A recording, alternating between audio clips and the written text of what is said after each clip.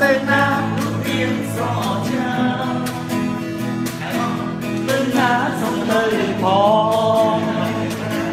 ôi có sông gió chuồn sông gió chuồn đi luôn ta đây mắt chiếu dây gió